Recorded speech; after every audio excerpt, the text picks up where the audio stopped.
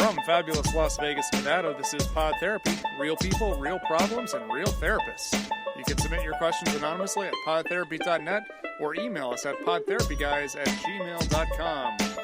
Prince Harry and the Duchess of Sussex, Meghan Markle, this week announced their Megxit from the royal duties, leading all of America to ask, wait, what do they do?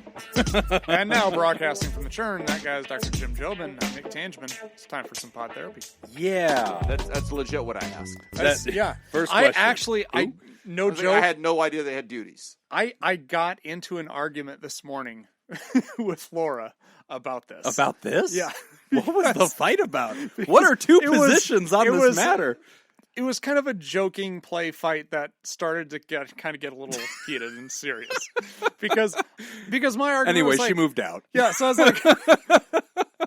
was like, she was kind of coming to their defense, like, well, this is the history and this is what they do, and they've got these jobs and they buy their own clothes and they've got their own expenses and stuff that they take care of. I'm like, yes, but where's their salary coming from? Yeah, the state. It's still coming from someplace. Yeah, they get a stipend and it's or like, something. and so.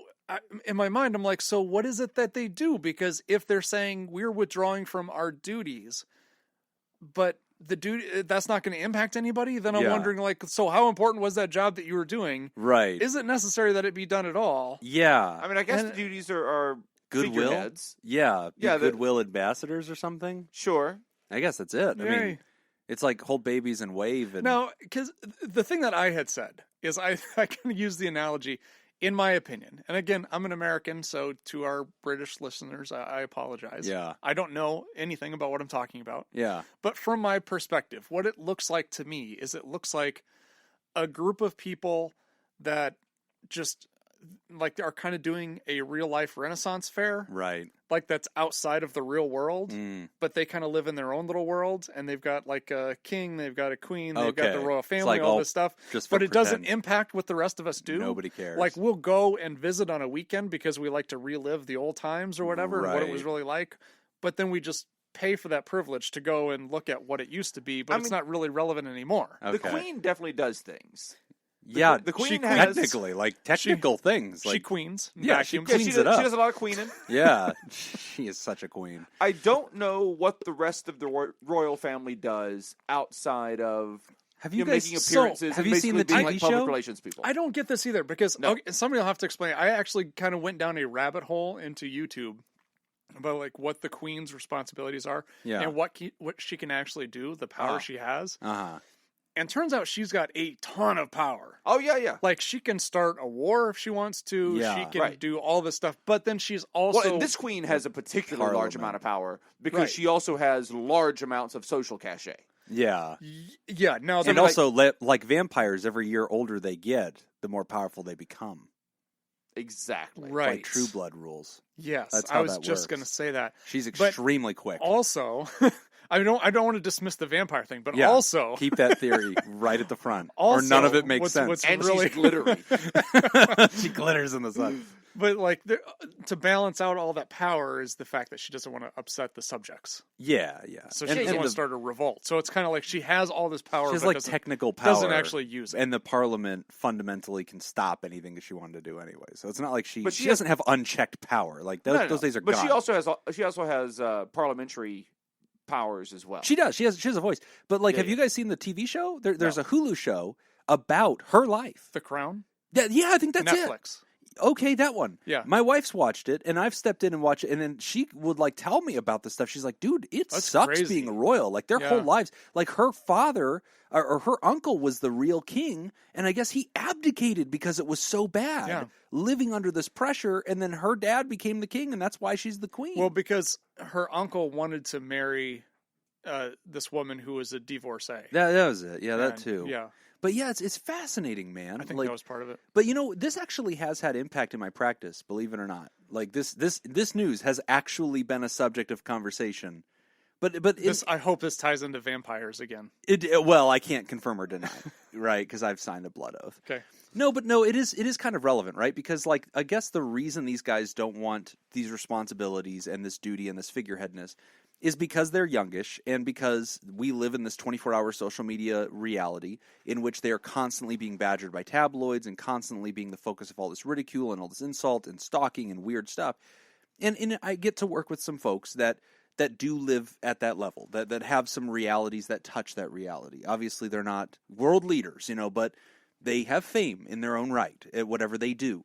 And the internet being what it is, they get absolutely harassed and living inside of this hate bubble of 24 hours staring at them kind of stuff. And it's come up this week, where it's like, wow, this happened, and there's a part of me, the patient speaking, that really understands why they would need to do that and kind of envies that ability to escape, and they can't. They can never escape. And it was an interesting thing to kind of think about it from that, because that's something I'll never be able to relate to. The pod therapy fame, while burdensome, is something I feel that I can handle. I don't feel harassed. Good. Yeah. It's got to be amazing to live inside your head. I charge, but it's nice. Right. So anyway. Yeah. So the royals aside, let's talk about how regular people, these people are trying to live their best lives. How do we live our best lives? What's the research say? Yeah, so there's a new study that recently came out that indicates that pursuing evolutionary relevant goals provides purpose in life. Yeah. So this was published in Personality and Social Psychology Bulletin. Mm-hmm. Matthew Scott, graduate student from Arizona State University. Yeah, is Matt. Good guy. Right. He's a Sun Devil, baby. Woohoo! Yeah, is the author for this. So essentially kind of looking at where we get purpose from. And this is one of the things that he actually mentions in this interview that he did with SciPost about how with fewer and fewer people becoming religious, right, there's the concern about a lack of purpose. Life purpose. People, because they don't have religion as a purpose. Yes. So what his research is looking at is actually how when we have goals that are directed from an evolutionary perspective, yes, it creates purpose. Yes. So kind of interesting. So how do we find purpose in life when we're less religious? So the pursuit of some basic life goals, such as caring for one's family members, could also foster a sense of purpose in one's life. Yeah, and to put it also, I want to kind of get into the weeds of the nuance of what he says in some of his quotes in this thing, because he was pretty careful to say, do not understand my research as being, this is in opposition of how religion used to give you life purpose. He says these are in two different tracks. He says, religion is what we and again, guys, we're using that word an awful lot. He did not. The article did not make that a theme. It just basically said, when you ask somebody what is your life purpose, whenever people feel this sense of vacancy and they feel like the sense of what's the meaning of life, what's my purpose in life, what his research was about was dialing into these basic evolutionary purposes. And what he wanted to understand was, when somebody pursues evolutionary purposes, do they report subjectively that they are more fulfilled in that department? Do they tell us that they are? And, the only reason that religion gets mentioned in the article is just, most of us would say, where do you get life purpose? I don't know, religion, some mission in life. And that's it. And he doesn't say that his views contrast any of that. He's just saying, what I'm digging into is, when you pursue one of these evolutionary life purposes, do you report feeling more fulfilled? So some of those life purposes that he talks about, and this is what the evolutionary aspect of it is, for human beings to biologically continue to exist, we have to have certain drives hardwired into our behavior systems. Now, you'll think that these are just who you naturally are, right? Like, who are you as a person? Oh, I'm the kind of person who really likes babies, and I really like cute dogs, and I care about things, and I'm very warm, and I have a nurturing sensibility, as a desire me to care for others. Matt would argue, and I think very rightly, that is evolutionarily drilled into you, because all the humans who didn't have a nurturing desire or a basic sense of caring for the wounded or caring for those who need you, they died. Their offspring died. You are the progeny those who did have some kind of maternal instinct, or those who desired to care for others that were small and cuddly or whatever. So his point is, like, in that way, when a person is behaving in a way that is caring for their family or succeeding at what they do, these are evolutionary drives because they would normally help you to continue surviving. So when you're doing those things, or another thing he pointed out, Nick, was feeling recognized and socially useful in your tribe, having some kind of circle of humans that generally approve of you. So some examples that he gave: protecting oneself from danger, avoiding diseases, maintaining romantic relationships, being accepted by others, achieving social status, and caring for family members. And these are all, if you drill down to it, those are fundamental things, like having a romantic partner, investing in that, feeling paired up with somebody. Now, again, this isn't to say all humans require that. I've met humans that honestly are an island. They do not require a relationship. I've met people that are very deeply introverted and do not desire any kind of human connection at all. But by and large, what Matt's pointing out here is when people say that they feel emptiness in life, he's noticed that when they do these things, whenever they do these hardwired social needs, like living into a relationship or cultivating social interactions or taking care of loved ones, having something to wake up and do, when they behave in those ways, they will later report that it's chipped away at their sense of vacancy and meaninglessness. So I think one of the big takeaways for me with this is that they talk about how you don't have to have purpose in order to have goals. Yes. But in fact, the other way around. So the research actually indicates that the pursuit of certain goals creates purpose in life, and not the other way around. So, and I think that this is really important because a lot of folks that I've talked to, that I've met with in my clinical practice, have kind of felt like they were stuck because they felt they don't have purpose. So almost like, I'm waiting for purpose. And then I'll start moving. Whereas this research is indicating that's the wrong way to do it. The other way is the more effective way.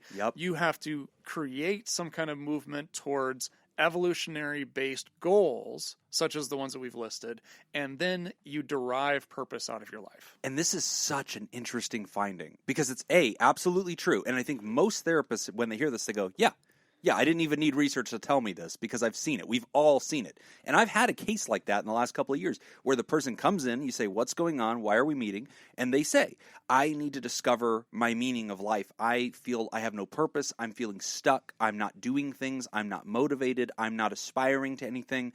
I'm just whittling away, with self-destructive behaviors. And you, as a therapist, you tend to get more practical with that person, right? We don't tend to want to live in the sandbox of deep philosophy and religion. We want to kind of be like, okay, well, I need you to act as if you did have a purpose, right? So we're going to set like a basic goal. This week, I want you to go out and meet some people. This week, I want you, and we start setting these practical things, and they never do it. And then they get really frustrated. It's like, no, you don't understand, Jim. I would do that if I could find my meaning, if I could find my purpose. Then that would outflow into the world. And what this research says is exactly what you and I already know. That's not how it works.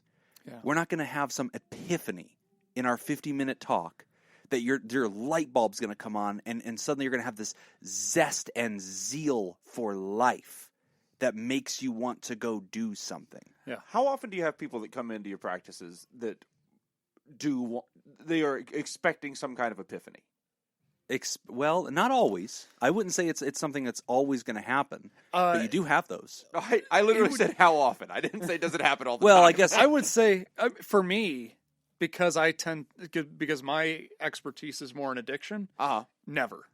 Okay. Because most of the people that come to me, you've had people that come in and they've already given up. Like they're at that level at 3. Yeah. For a lot of levels, even level 1, I see this a lot. But a lot of the people that I get to, they are kind of pushed in there for external reasons. So it's not you have to build motivation. You have to build a desire to want to change. You've had the patient though that will sit down and say, "I'm not an alcoholic. The problem is I'm empty inside, and I need to discover that." And if I can solve that, I won't drink anymore. I just need to find a way to solve my emptiness, and I need to find my purpose in life.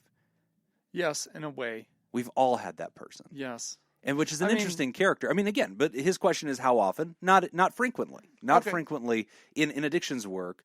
In general mental health work, again, most people have a presenting problem. Most people come in and they say, the reason I finally looked up a therapist and came to get help is because I'm bumping into behaviors and world living that isn't making sense, right? And is causing real problem.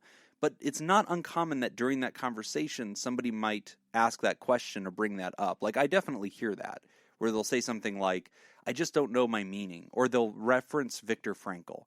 And they'll, like, this happens all the time, which always makes me laugh. Like, so Viktor Frankl, famous psychologist, wrote the book Man's Search for Meaning. And a lot of people hear that title and go, oh my God, this guy finally got it. Like, somebody, that's what we all need. You know, man does have a need for meaning. Man's search for meaning. I'm going to read that book. And you'll be very disappointed because it's an account of his going through the Holocaust and how you can create meaning fictionally and how that is enough. That is how easy it is. And he also kind of accidentally explains religion. Like, you basically just need meaning, but humans have this psychological need for it. That's what his book's about. And then he kind of transforms that into a form of therapy that is not based on helping you discover your epiphany, but helping you construct something that can be good enough that you can live. And that's what Matt's writing is about in this study. It's not about what is the meaning of life. It's actually telling you there's such a vacancy as an answer to that question that just behaving in ways that further your ability to survive will start to appease that need for meaning and purpose, which I find very true. When we get people out practically doing the things, imitating and rehearsing behaviors and mentalities that ultimately serves our ancestors and our species, things like having social, not status, but social acceptance, general health, feeling physically okay, nourishing themselves in a generally acceptable kind of way, caring for those around them in a selfless way that is fulfilling and makes them feel like they're taking care of their people. All of that stuff that Matt talks about, people tend to go up a few notches on their personal, like, mental health, and their, like, that vacancy begins to be filled with other things. Mm-hmm. So, yeah. Yeah, it's fascinating research. Study. So if you're out there and you find yourself, saying sometimes, I just feel empty inside. I feel like I don't know the meaning of life. I feel like I don't have a purpose in my life. The thing that I would argue, and this is ironic, because we will never sit down with a patient and tell them there is no meaning of life, it's all make-believe. All you have to do is, like, that's not satisfying, right? Even though in the back of our minds we kind of understand that there's a practical truth to this, it's not satisfying to tell your patient that because they are hurting. They're in spiritual angst or existential angst, right? And so being so, glib about it and just telling them, oh, go out and make friends, you'll be fine. That's not satisfying, right? So oftentimes we step with them into the mystery and into the enigma of what they're feeling. And I don't want to dismiss you, the listener, if you're feeling that way too. I want to step with you into this journey. But I do want to say this to you. It is also true that just an epiphany will not be satisfying in your life. I don't know that I've ever seen a situation. I've seen epiphanies that ultimately remove an obstacle and allow somebody to navigate their life more successfully, but particularly this question of the reason, the purpose, the existence of me, why do I live, what's my purpose? I have not seen somebody's light bulb just come on, and then they write down 5 reasons why they're alive, and then that's their compass. I tend to see that they get out into the messiness of life, they live, they adapt, they navigate, they make friends, they talk to people, they do the next right thing, and it's through that process that their brain begins to construct this momentum, and it's usually through that process that later they can kind of tell you, well, these are things that I care about. Like for me, I used to not have children. Now I have children. I don't know if it was my destiny to have kids. I don't know if that was the meaning of life, but I'll tell you right now in 2020, that is very much how I would decide or describe my meaning. If you said, Jim, what's your purpose? I'd say keeping these little shits alive and making sure I don't screw them up is a big purpose for me. Like, it causes me to wake up and go to work and do things. Like, yeah, that's a huge driver right now. But that doesn't prescribe truth for everybody. Right. So if you're... For those of you who are struggling, don't know what to do, I think Jim is saying the answer is to have children. Go out and have kids. Yeah, have as many kids as you can. Yeah, then that's the meaning of life. We want to do these biological imperatives. Eat as much as you can. Kill as many gazelles as possible. Make, as many babies as you possibly can. You'll be great. These are the things that matter. Or don't. Or don't.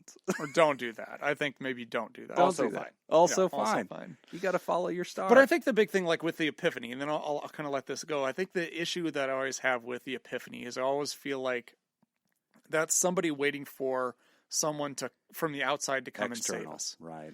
And that's not going to happen. No one is going to come to your rescue. It's got to be something that develops internally. You have to start taking those first steps. There's going to be people who are going to be there to support you. And there may be epiphanies in like enlightenment, like things that you're like, the light bulb comes on. Yes. You're like, oh my God, I see things differently now. Right. But I don't think that is ever going to be something that happens externally. I think it's always going to happen internally. And I think that the first thing we do as mental health providers, therapists, counselors is to get people to be open to that idea, right, and to get them to understand that this is not outside your capability. Yeah. That everybody has this ability to do it, and that it's, even though you may feel like you don't have it, and right, you feel like somebody needs to come in and save you, you can actually do this. You can figure this out. It's internal. We ask the right questions to help you find those answers inside of yourself. Instead of you running through the library and reading every page of every book, we'll ask the questions to help you find it internally. And this, I think, is actually a really interesting conversation about what is the meaning of truth, and like how, like if you get into deep philosophy and you look at like different eras of human history, that question was answered in different ways. You know, there was an era where the truth comes from the church. There was an era where the truth always comes from, you know, Enlightenment talk would be there's an objective reality and we can discover it. You can just do enough science experiments to know the truth, and that's the truth, whether it feels right or not.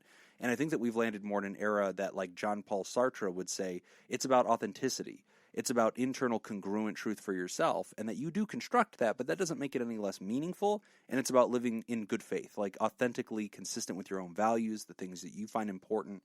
So it's a multi-layered conversation, but what the research teaches us here is the action of behaving in ways that would further your evolutionary values has an effect on people's description of whether they feel fulfilled in life.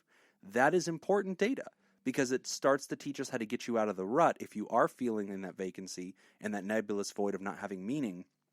And then we also continue the conversation and hopefully help you construct something that's internally consistent and authentic to you that you could describe in your own words. Have as many kids as you can. There you go.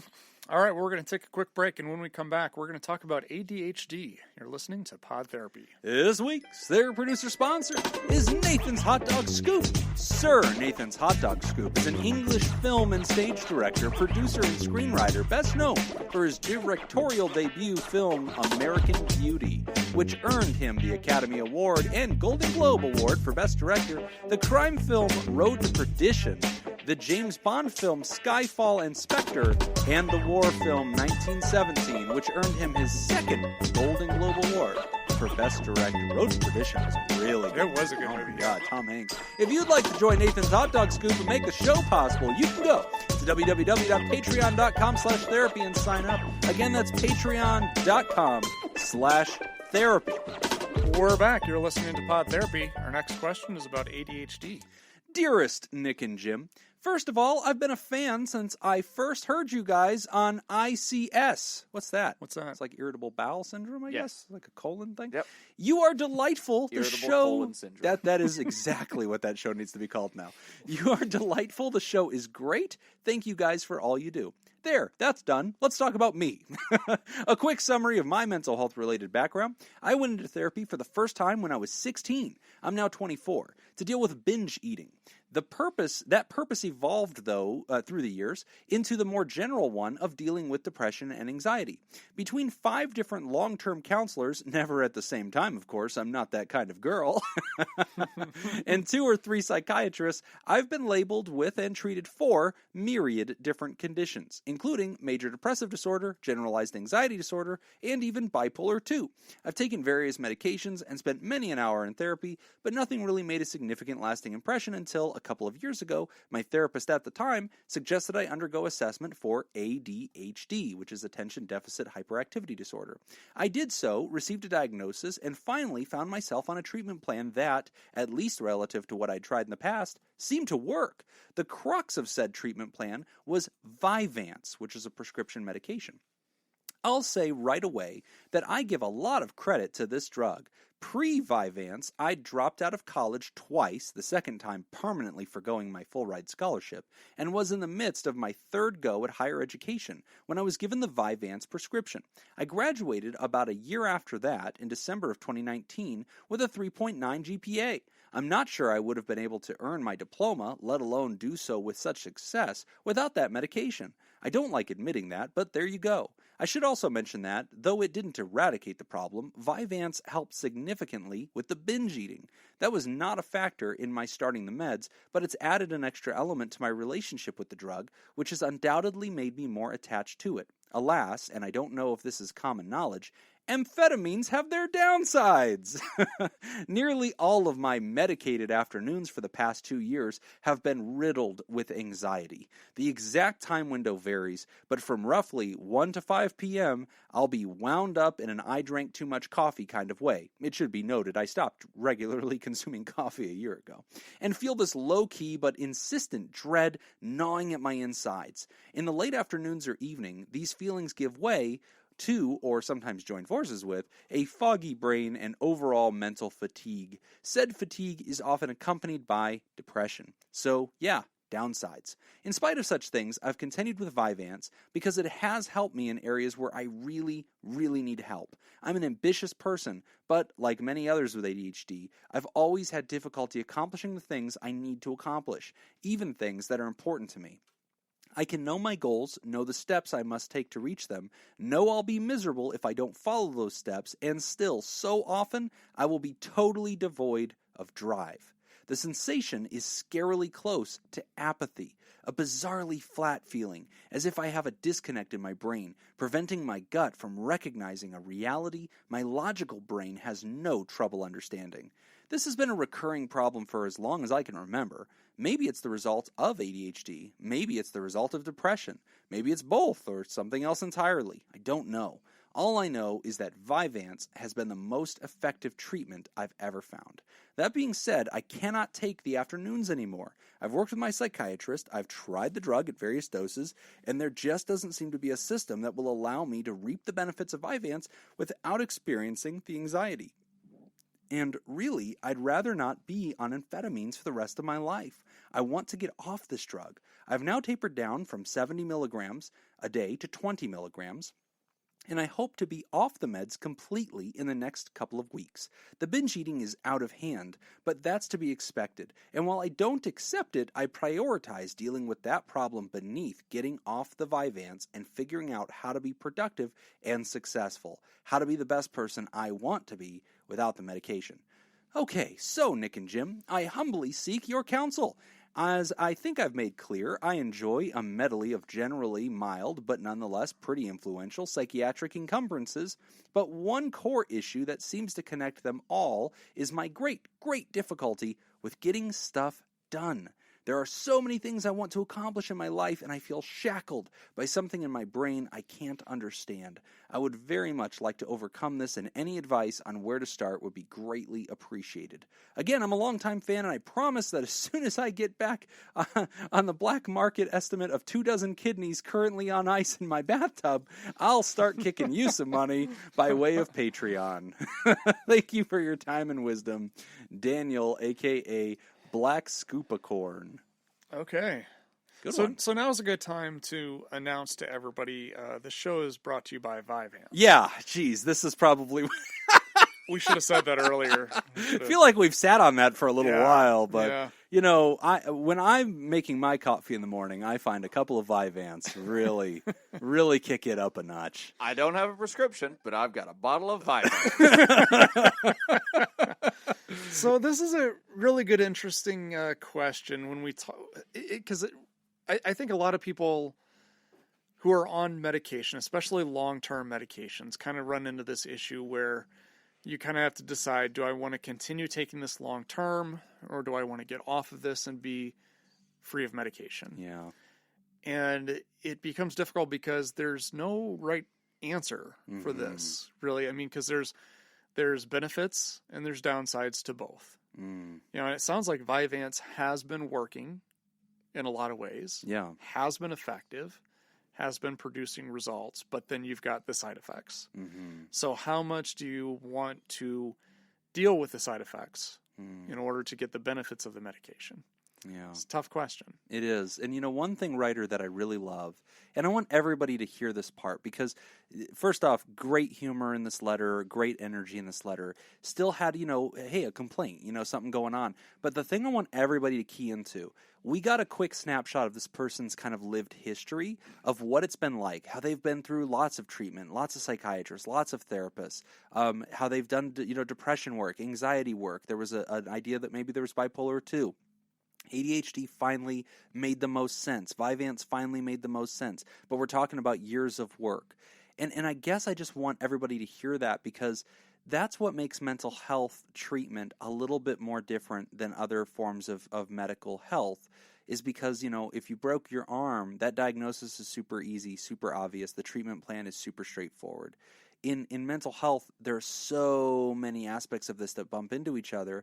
The medicines can sometimes cause a whole new thing, and oftentimes we're not sure, is that the medicine or is it even the course of treatment that's discouraging you? And so I really want to just shine a light and say good job on the writer for pursuing, right? For leaning in. Don't get discouraged. It gets better. You can find success.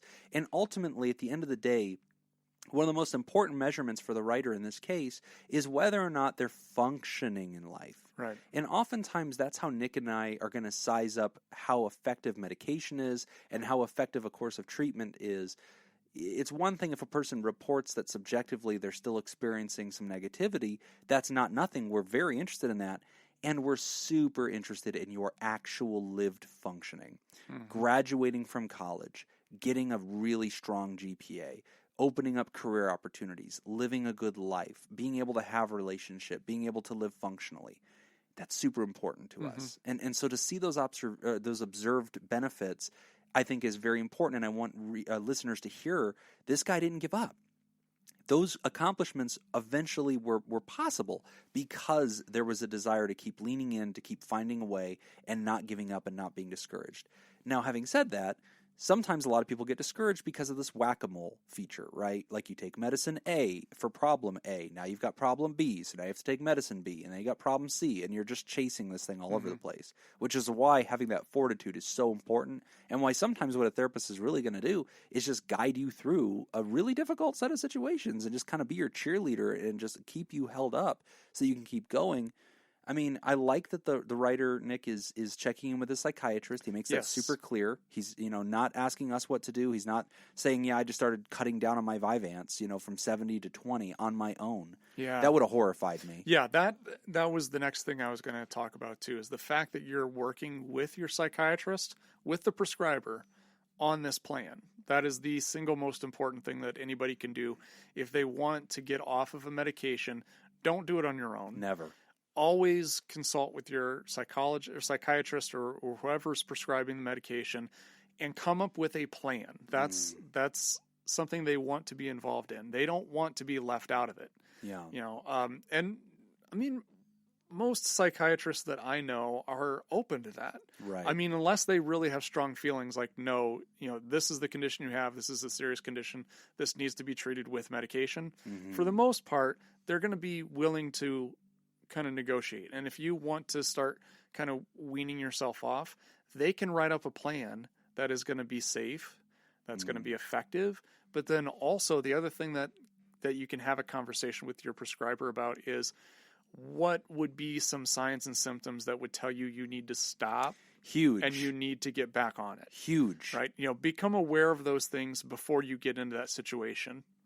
Don't go blindly into that where you just all of a sudden start having all of these negative effects.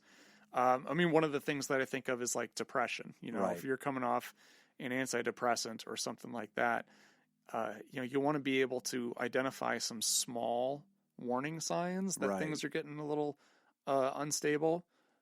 Because if you don't, then you go right past those and then you go into serious depression. And then what's the next thing you do? Then you don't follow through with your appointments.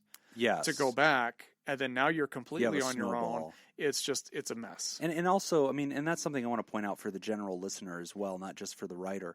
A lot of people, they'll go into their first medication appointment and they'll report, hey, I'm feeling anxiety, I'm feeling depression. They'll get that prescription SSRI or something. It's usually what they're going to get on the first go. And when they get it, they'll start taking it and they might notice that they feel a little anxious. And they'll go, oh my God, throw this out the window. Right. And, usually a therapist is going to tell you, like, hey, deep breaths, right? A, that's a known side effect of the medication. B, of course your brain is screaming right now. You're taking a psych med. You're scared. There's a lot going on. You're still in crisis. Mm-hmm. And so usually we want to give medicine the prescribed opportunity to work as long as we're within, the boundaries of what we can handle. If it's within known tolerances and you have a helper and you have people monitoring your care, you're fine, generally speaking. But I still think Nick's point is so valid to the writer. As you're doing that changeover, you want to be measuring out what are the red zone stuff, what are things I got to be on alert for. So this comes to the heart of the writer's question. We've commented on everything up above the bottom line, but the bottom line was, so I'm doing this. I don't want to be amphetamines forever. I don't expect you guys to have an answer in your pocket about how to long-term deal with my ADHD, because ADHD we consider more of a neurological thing. It's in the category of neurology in our DSM-5. And so there are certain things that people might experience, such as bipolar disorders, such as ADHDs, in which medication is actually going to be called for. And I realize that there might be a stigma, or one might say, gosh, amphetamines are not a consequence-free medicine. There's some side effects that I don't want to live with for the rest of my life. And writer, I totally feel for you, and I totally get that struggle. And yet, if you do have ADHD, your psychiatrist will probably counsel you and say, hey, this is kind of like having diabetes. Like, the medicine is not completely carefree, but it's better than the diabetes, right? Right. And so it's a harm reduction approach. But the bottom line question here is, how can I tap into motivation? I feel unmotivated. And that's tricky, right? Because it's hard for Nick and I to quantify how much of that is somehow chemical related and how much of that is lifestyle related and how much of that we could actually get in there and tinker with.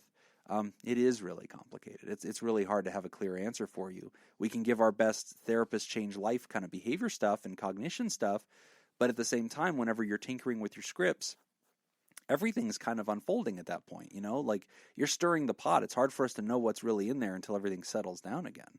Yeah, I think when you're changing your medication, it is very difficult to try to come up with a plan of how you're going to develop motivation or enhance motivation, because the brain is changing, right? I mean, everything is kind of changing chemically with what's going on, that it becomes very difficult to sort that out. Yeah. And to figure that out. And, I think it's Dan in this case, Daniel.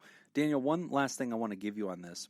We're not trying to minimize what you're experiencing, but I will offer you this insight. Sometimes when we're going through so much treatment and we have so many healthcare providers of different stripes asking us so many questions about what we're experiencing, and they're getting into these finely nuanced threads of every single emotion we're having, every single thought that comes through our head, sometimes that can create sort of this pathologizing where everything we feel we take note of, and we start using those mental health describers to explain it. So we'll say, I felt depressed on Tuesday. I felt anxious on Wednesday.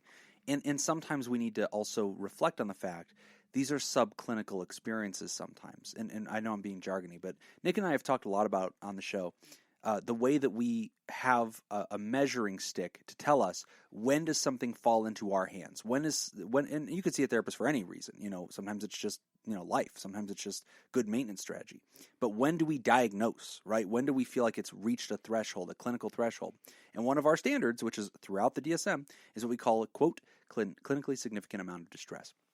If a person's experienced low-spiritedness, discouragement, demotivation, if they're experienced nervousness from time to time, feeling keyed up from time to time, unless it causes a clinically significant amount of distress, it's within the barometer of like normal lived human experience somewhere. You might be a little higher than the average guy, a little lower than the average guy, but like that might be something you have to learn to adapt with, because ultimately the ADHD is being managed, and you're ultimately able to function at an increased rate. Again, Dan, not to minimize it, not at all to minimize it, but just to join alongside you to say sometimes so much contact with so many healthcare providers can give you that set of eyes that starts zooming in at 100x. And, like, I don't want you to have that set of eyes. I want you to be able to fall back to, like, that generalized sense of things. So one thing, too, that I was wondering about, and you probably, I know you've got more experience with this than I do, but, like, for adults with ADHD versus children with ADHD, Yeah. when we're working with kids, the number one thing is medication. Right. Because it's very important to deal with those symptoms. Because they're in school, and this is a very important part of their life. You don't get fifth grade back. Right. Yeah, they need to have that focus. Whereas I think a lot of adults would rather, some will go on medication, but there's some that would rather deal with the side effects of ADHD and just learn to overcome them. Not, I don't want to say overcome them, but learn to kind of coexist with those symptoms. Right.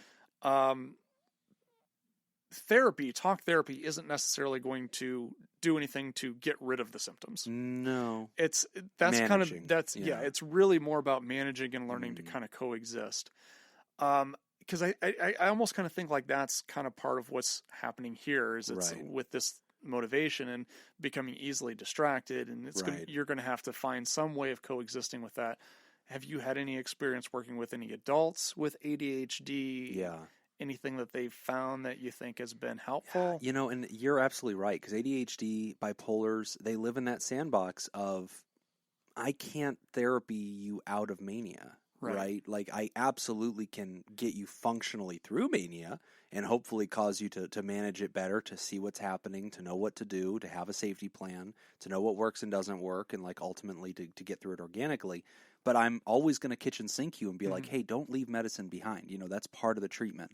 And in ADHD, I'm generally for that too. What can a therapist kind of do on an outpatient level trying to help with ADHD? I think it is self-regulation, self-monitoring, self-awareness. It is coping strategies. Also keeping in mind, the brain is a pharmacy. The brain has everything. Any pill that we could possibly give you, the brain has that in abundance on the shelves, stocked and ready to give it to you. And so what therapy often is tapping into that unlocked potential of how to release some of that pharmacy into your own body, but do it in an organic way, you know, like in just the simple act of talking to somebody. If you take somebody's blood before and after therapy session, their serotonin levels will go up. Their testosterone levels will go up in men and women. Why?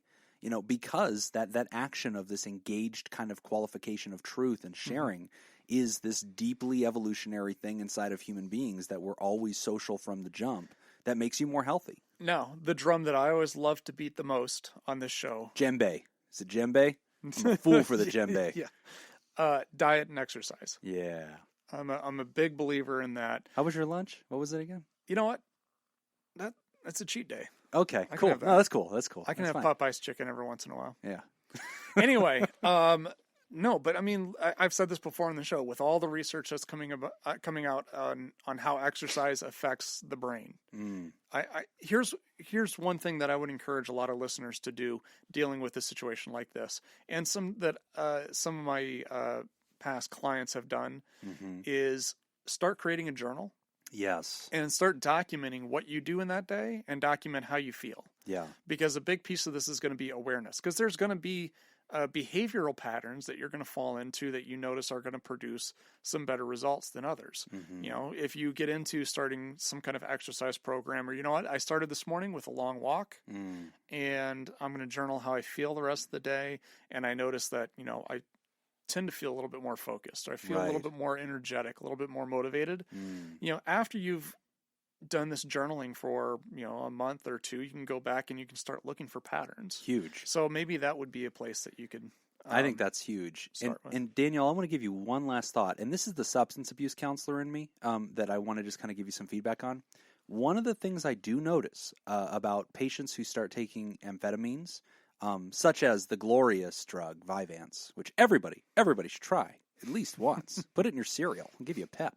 But no, Vyvanse, Xanax, you know, these are very different. Benzodiazepines and amphetamines, these behave very differently than like your serotonin reuptake inhibitors, right? It takes an SSRI 2 freaking weeks to even get a measurable effect on your life. Xanax you will feel in 10 minutes or less. Amphetamines you will feel for the entire day. And that instant reaction time gives you this sensation that anytime something's wrong, something's really wrong, right? And that you start noticing the ups and downs of the faders that the medicine can reveal. And so why I'm bringing that up is because earlier some of my advice was to live within the tolerances of humanity, right? And that's something that whenever we've done a lot of medicines, sometimes we start to lose touch with. Because every time something's less than ideal, we start reaching for those medicines because we're trying to adjust the faders. Whereas the other 8 billion of us that are on this rock, we are going through a lot of things that are within the tolerances of our species, but are probably less than ideal and burdensome. And, whenever you've experienced a lot of psychiatric work with medication, sometimes you lose touch with that ability to regain your tolerances. Mm-hmm. So just a love nudge to you, Daniel. I like what you've done. I like your work on this. I love that you're partnered with a good psychiatrist. I'm really glad you're representing Vyvanse because, I take 10 a day. Jim's views did not represent those of PodTherapy. So yeah, thank you for writing in, and please don't sell your kidneys to support the show. Your kidneys. We will be fine. That would be stupid. Other people's kidneys, not your problem. We're going to take a quick break, and when we come back, we will discuss coping with depression. You're listening to Pod Therapy. This week's THERAPRODUCER sponsors Dr. Ben Dawn. Ben Dawn is an American film director, screenwriter, and producer whose career spans more than 50 years. One of the major figures of the new Hollywood era, he is widely regarded as one of the most significant and influential directors in film history. Dawn's body of work explores themes such as Italian-American identity, Catholic concepts of guilt and redemption, faith, machismo, crime, and tribalism. Many of his films are known for their depiction of violence and the liberal use of profanity and rock music. In 1990, he founded the Film Foundation, a non-profit organization dedicated to film preservation. And in 2007, he founded the World Cinema Foundation. If you'd like to join Dr. Ben Dawn, you can go to www.patreon.com/therapy and sign up. Again, that's patreon.com/therapy. We're back. You're listening to Pod Therapy. Our next question is about dealing with depression. This is a good one. Hey guys, how can I make mornings easier while coping with depression? I have a history of depression. I'm currently unemployed and living alone. Getting dressed and ready for the day is challenging, and I tend to draw out the process, wasting valuable morning hours. What are some things I can do to help myself get through the mornings and into a place of productivity? Thanks, Anonymous. Yeah, this is a difficult thing for a lot of folks. And I think one thing that I want to point out here too, Anonymous, is that you've already identified a few things right off the bat. Getting dressed and getting ready for the day is challenging. Yeah. Awesome. So that means you've identified your starting point. Right. Right? So one thing that I think a lot of people have found very helpful is to be able to say, okay, all I have to do is get dressed. Right. Right? I just need to get up right now. And then you just do that one thing. And if you really break it down to, I just need to do this one small thing, and then you go do that, then it creates momentum. That's, I think, that the most difficult thing when getting people going, especially dealing with depression, is developing momentum. It becomes really easy to just get stuck and not move. And I think one of the reasons that this might happen is because I feel like people believe that they have to accomplish big things in order to start developing momentum. Yes. You don't. Like, when the alarm goes off, the thing that you need to do right now is just put your feet on the floor. I have one That's goal. It. Get those feet on the floor. Put feet on the floor. That's it. Right? You just do that one thing, and then you kind of start, okay, now that that's done, all I have to do is I just need to, get to the restroom and take a shower. Right. I just need to do this. Okay, cool. So then you just do that. And just kind of breaking it down into really, really, really small, manageable steps. Yes. And I feel like once you kind of get that going, then now you start to build momentum. Mm-hmm. And now it becomes more work to get back into bed than it did to just continue on with it. Yeah. No, I really like that. And to add to that point about, this practical step-by-step, artifacts are really helpful too. Things like checklists that are on your bedside right there. It has the first 5 things you need to do in the morning. A pencil sit right next to it. You could put a big fat check in there and be like, put my feet on the floor, fool. Brushed my teeth. Did it. Damn yeah. You got to have these little celebrations. But, back to the writer, something that you kind of subtly said beneath this too is, hey, I kind of have a history of depression. Okay, cool self-awareness. And I'm unemployed right now, and I'm kind of living alone. And when you're in that space, some people describe that as sort of a vortex. And it's tricky, right, Ryder? Because it's like, I don't know. I mean, I should get up. I should get online. I should browse for jobs. I don't have a reason. Because if I don't, it's not like anything bad will happen. Yeah. I think that's the big thing. With a lack of structure, then that means that me getting out of bed or me staying in bed at the end is about kind of the same. It becomes easy to get into that mindset. And so to cure that, I think Nick's absolutely right that when you're living inside of that vacuum, you don't have an external force that's asking you to do something. Nick's absolutely right. We do want to program you in that sense of like internally setting these goals, living to these goals, making them baby steps, artifacts, things like that.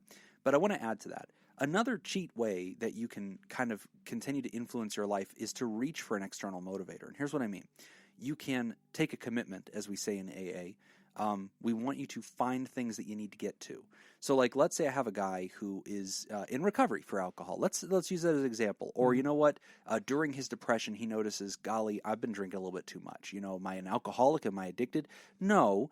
But I notice I look forward to noon. I stare at the clock and I wait for an opportunity to be like, okay, I can have a cocktail or whatever. And they just, because the only requirement to go to Alcoholics Anonymous is a desire to stop drinking. That's it.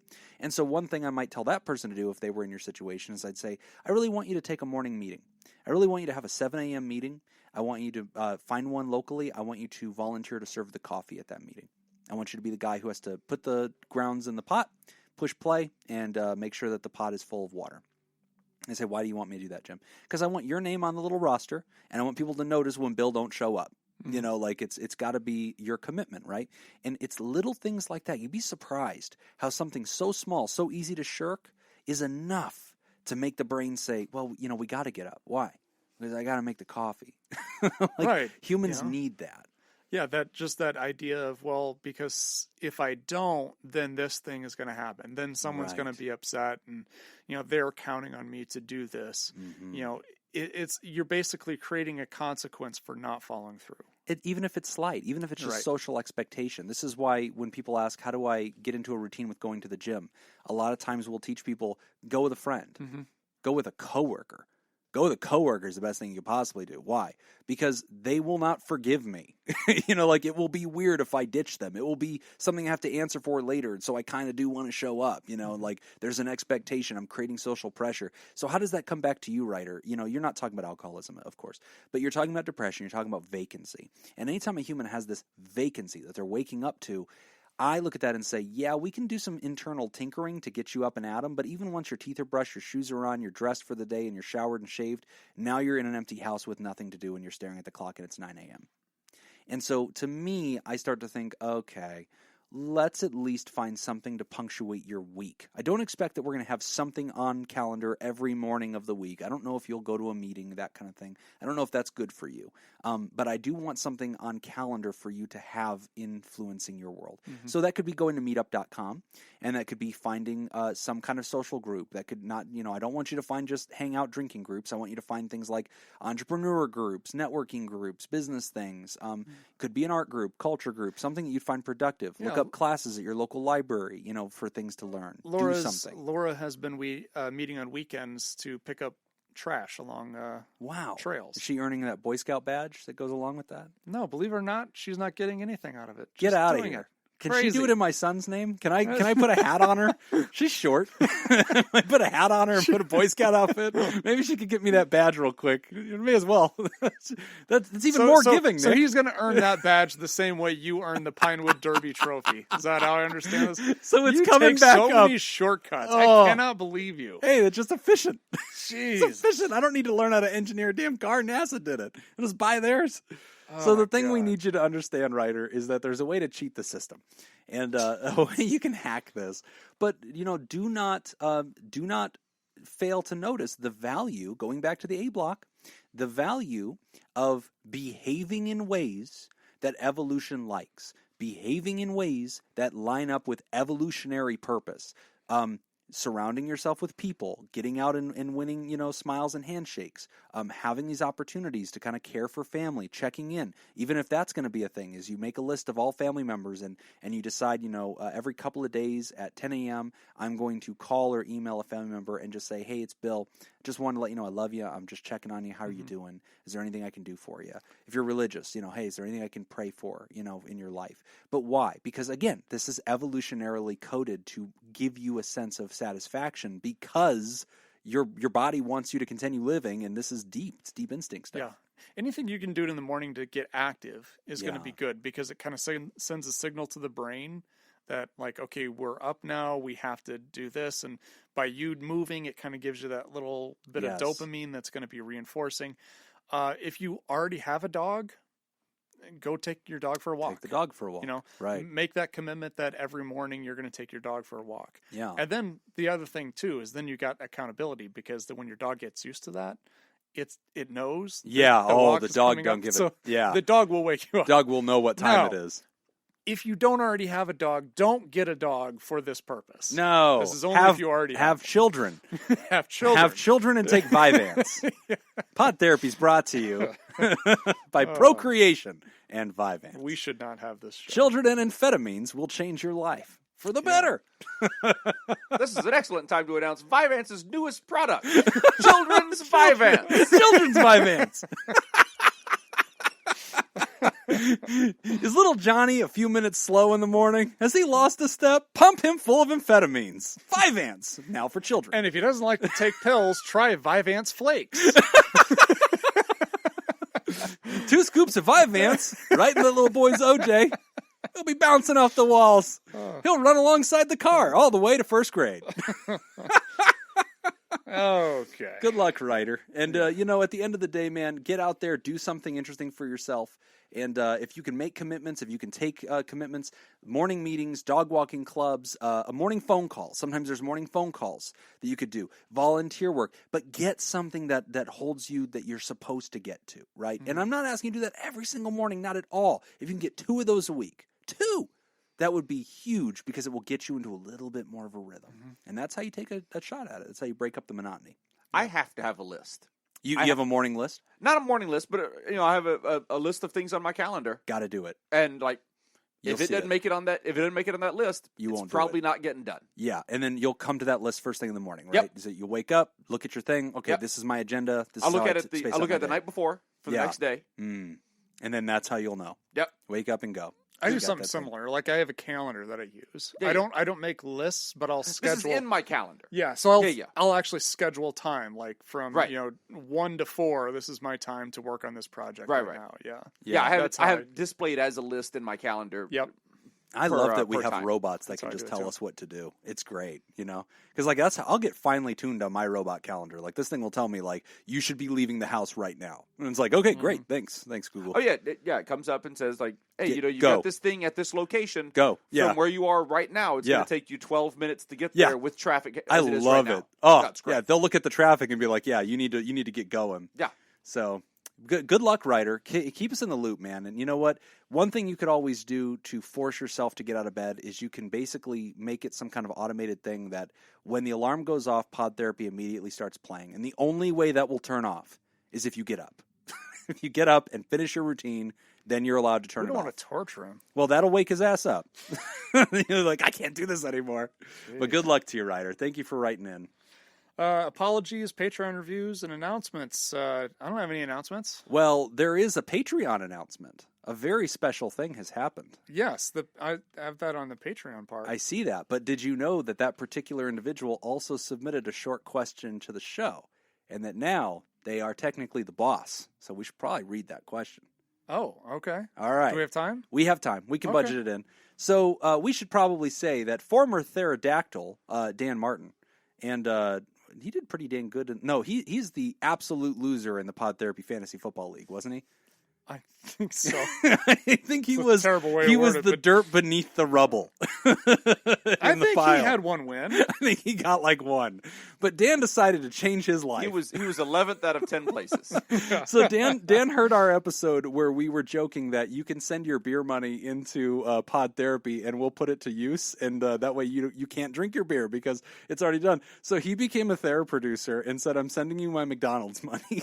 Oh yeah, I saw that. I did see that. That's even healthier than sitting with your money. Yeah, that's it great. is. So he sent us his McDonald's money. So technically, Dan Martin is now an ex officio board member of the THERAPRODUCERs. And when you're the boss, you get your mail read first, okay? You're in the express lane. And he wrote this. This is the end of the show. Hi, guys. He definitely didn't get it read first. I recently started rewatching MASH. I've heard of this show. You guys have seen this show. I love MASH. Oh, yeah. I recently started rewatching MASH and realized that as a kid, it might have been my first exposure to the concept of therapy and mental health through appearances by the character of the psychiatrist Sidney Friedman, played by Alan Arbus. I'm wondering if there are any examples of therapy, either good or bad, in mass media that stood out to you. Dan. Okay. Great question. So, I recently watched for the first time The Departed. Oh. Have you seen that? Oh, great movie. Yeah. Scorsese directs it. Leonardo DiCaprio's in it. Yep. Oh, my God. Everybody's in it. Mark Wahlberg's in it. Matt Damon's in it. All the Boston guys. All the Boston guys. Yeah, not Yeah. one faked accent in the bunch. Nope. What about that makes you think of psychiatry or The psychology? psychiatrist. Who's the psychiatrist? She was the girl that what's his name was seeing. Matt Damon? Matt Damon. Oh, that's right. Started seeing. She was a prison psychiatrist. Oh, yeah. and Matt Damon. and then Leo started seeing her. Oh, that's as a right. patient. Yeah. And we were watching that movie, Laura and I was like, she is the worst psychiatrist I have ever seen in my life. Like everything. I was like, why would you do that? Yeah. And it's just terrible. Yeah. Absolutely terrible. And then Laura does this thing where, like, every time we watch a movie, she goes into IMDb and reads the trivia afterwards. Okay. And she's like, oh my God. Did you know this? She said that the actor that played the therapist actually had a therapist, like, as a consultant. And the consultant said, no, you're doing everything wrong. Yeah. Like, the consultant said, this is Please an remove my example- name from the This credits. is an example of what not to do. It was bad. Like, one of the very first things is that she gets sucked into the emotional drama of the client. You know, like, so he's getting upset with her, and so she's like, getting all pissy and throws her paper down. And then he, like, pressures her into a script. So she chases him out the door to give him a script. A couple scenes later, they're sleeping together. Well, like, that's not weird. It was absolutely terrible. I mean, the throwing your pencil down, not okay. Yeah. But, you know, I mean, makeup sex after you've yelled at your she's client. like talking about her own personal life to him. It's like everything you can possibly do wrong as a therapist is in that movie. That's my biggest gripe about it. Like, other healthcare professions get represented in movies innocuously and oftentimes doing their job, and it's not a standout feature of the movie. Like, oh, guy got shot, surgeon pulls out bullet, is a character in the movie. We move on.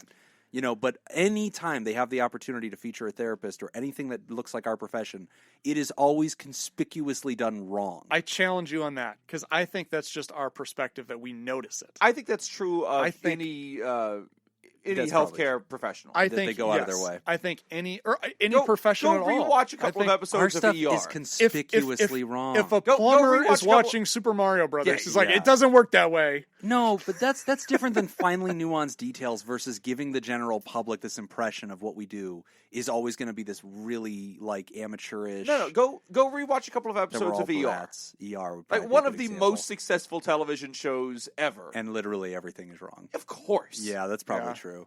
One of the ones that came to my mind, I'm rewatching Scrubs. Did you ever see that show? Yeah. Loved Scrubs. Loved it. And, like, that was actually one of the first, like, it's funny, my wife and I were just talking about this last night because we were watching Scrubs. And, like, that was our first, like, real bonding experience. Like, we went and bought the DVDs of the entire Scrubs, like, seasons and just sat around and watched it and, like, ate French fries. So, like, it was really great for us. But I was going through that, and in season 1, episode 6, I wrote it down because I've just watched it, so I happen to know the number. It was one of the only times I've seen in popular media that somebody was portrayed accurately as a therapist. It's really funny because, like, all the doctors are neurotic. They all have this weird stuff going on. There's a therapist who's a patient, and he's, like, there, and he has a broken jaw. So like he's like got a clamped in metal thing like in his mouth, so he cannot make so much as a noise. And they discover that he's a therapist, and so they each come in and start sitting next to his bedside and talking to him. And like he doesn't say anything, and he's like in misery and pain. And like that's the joke, is like he doesn't want to listen to them because like he's hurting, and like they're all talking to him. But like they all start feeling better, and like everything starts going really well. And one of the surgeons discovers that, and they're like, "Why do you think I'm feeling better?" And the surgeon's like, that's what happens when you talk to a shrink. Like, you start feeling better. And I just liked the portrayal, because I was like, thank you. Like, thank you that even though this guy didn't do anything, like, you respected the profession. And then afterward, he gets healthy, and then they start seeing him in his own office, and, like, doing the work. But it was, like, you're right. a nice little PSA for that. I don't think the therapist has to do anything. No, nothing. You could just life coach it. Wait a minute. Yeah, it's fine. Yeah! Just been life coached. I did just get life coached. I don't have to do anything. I'm going to stop doing things. That's what's been getting in the way. Well, Dan, good question. And guys, if you're out there and you have your favorite or most interesting depictions of our profession that you would like to share, man, we'd love to hear that. We could do a show just on Bob Newhart. I mean, Bob Newhart for days. Oh yeah, he was good. I think he did a good job. House. There's another House. example of a medical doctor who's just like it doesn't portray it's anything. Way off the top. Yeah. No, but actually, when House went to rehab, that's right. in those later episodes, his therapist, I thought, actually did a really good job. Yeah. But that's interesting, too. I think that the two gimmicks that I generally see when our profession is portrayed is either option A, the therapist is flat and is the straight man, and then the patient is absolutely off the wall interesting, or B, the therapist is deeply wrong, dysfunctional, unethical, weird, and it's like lightning in a bottle, and you're watching this person like almost destroy themselves or others, and it's always crazy. Which I get, that's entertainment, right? Nobody wants to watch. But like in popular media, you see like the Dr. Drews of the world and Dr. Phil's of the world, and that's the other thing, is like the therapist is going to referee a match and like come in and yell at you and tell you, well, who raised him? Yeah. I think Dr. Phil is exactly as much of a therapist as I am. Right?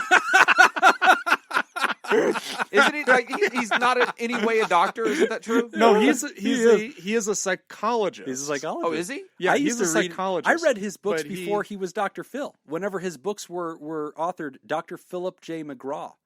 And then he got hot on Oprah from one of his books, and then he got a show, Dr. Well, Phil. he was a psychologist, but he let his license go. He let his license go in California because Britney Spears went into a psych facility, and as a PR stunt, Dr. Phil walked his happy butt into the facility and offered to meet with her, and the board struck against him and was like, hey, there is no informed consent. You conspicuously treated a client, not okay, and so he dropped his license. And Dr. Drew talked about that too, that he struggled with the decision of whether to drop his medical license. Well, but I don't know. There's no scrutiny. I don't know how much he actually went into doing clinical work. Dr. Phil. Dr. Phil was a researcher. Yeah, well, not only that, but then like he was big into like the court process and how he was a forensic psychologist. He was a consultant. Yeah, I think he was for like defense attorneys. Yeah, he was they're called and a mental health expert. That's how he got in with Oprah, because Oprah had that deal where she said, "Well, I wouldn't eat the meat during the mad cow thing," and then the beef industry went after her. Yeah, she hired him as a consultant in the courtroom. And that's how she met him. Oh, that's wow. how she met him, and that's how he got his show and all that. All right, sorry, Dr. Phil. You are more of a therapist than I am. Technically. I don't know. But no. You both have the same powers right now because he is unlicensed. Great. He is unlicensed, which really means neither of you can get sued. So, technically, legally, you both have exactly the same scope. I didn't know he had any kind of actual therapist background at all, though. Yeah, he used to be. I mean, I think you're right. I think he deserves more credit than I was giving him. It was more research based than actual. But it actually makes a lot of sense believe. because he's not much of a clinician, and if you look at even the way he carries himself, like I don't care how bad you want to be famous or how much you enjoy entertaining people. If you gave me a multi-million-dollar contract right now and put me on TV, I couldn't do what he does because I cannot summon that much conflict and hatred, and like I can't do it. I can't cause harm that knowingly. And use my observations about their nature to harm them or to somehow shame them on television. I don't care if they signed something. Like you breed that out of somebody for a long time to be a clinician. Yeah. That's super counterintuitive to do it. But if you're an expert witness all the time and all you do is sit around telling people what they did wrong and how best practices say you should have done it better, then probably could do it. Right. So Dan, the point is MASH. Good show. MASH was a good show. Thanks for writing in. And thanks for becoming a THERAPRODUCER. And if you'd like to get your questions read first, give us your beer money. Stop smoking. Give us your cigarette money. Did not get read first. Yeah. And we especially want to thank the rest of our bosses, the Elite Eight and the mysterious and shrouded Illuminati members of our fan clubs. Oh my God, I can't You talk. almost got it. The THERAPRODUCERs. Thank you, Smitty Scoop, Jake Schneider, Robert Brownie Jr., Mint, Chairman of the Board, Kayla Lansbury, David Data Scoop Villalon, Judy Schneider, Nathan's Hot Dog Scoop, Dr. Ben Don, and ex officio board members Ellie O'Dare and Dan Martin. If you'd like to hear this episode uncut and unedited and enjoy our spontaneous side projects, which will soon include some more of Jim's journal, you can go to www.patreon.com/therapy, and thank you all for supporting mental health. That's all the time we got for this week's session. We want to thank our landlords, the Ice Cream Social Podcast, a.k.a. Jacob's Woodshop. And thanks to those who contributed to our show today. We really appreciate it. Remember, pod therapy isn't something you should keep all to yourself. Help us reach others by opening this podcast episode description in your app and sharing it with somebody who needs it. Don't forget, you can find us on Facebook.com/PodTherapy, on Twitter @PodTherapyGuys, and at Patreon.com/therapy. If you want to submit a question to the show, ask anonymously at podtherapy.net or email us at podtherapyguys@gmail.com. I'm Nick Tanchman. I'm Dr. Philip J. McGraw. Thanks, and we'll see you for your appointment next week. Men are stupid. That accent was terrible. Yeah, Women are smart.